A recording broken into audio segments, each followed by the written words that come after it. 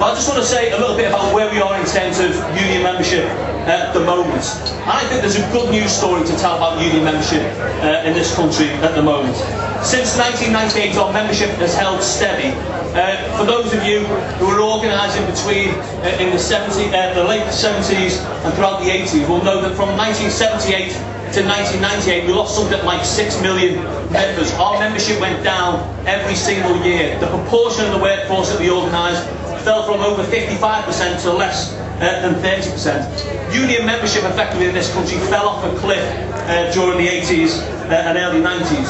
And so the fact that we've managed to stabilise our membership, to steady the ship, I think, is a reason for us to celebrate the work that unions have done. We can't claim massive membership gains and we can't claim a massive boost in union membership. But what we can say is that we've set the scene now for the recovery of trade unions in this country.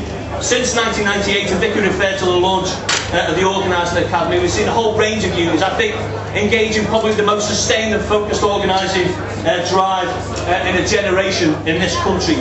Unions like Ulster increased its membership over the last 10 years by 20%. PCS has increased its membership by around about 15%. Unison has grown every year for the last decade. The GMB, after spending nearly 2 decades in decline, has spent the last 3 years with membership increasing. And Unite and a range of other unions are going into workplaces and into sectors that unions previously considered no-go zones, whether it's contract cleaning, low-cost aviation, a real sense that there is no part, particularly now, of the private service sector where unions haven't got a presence and aren't trying to organise.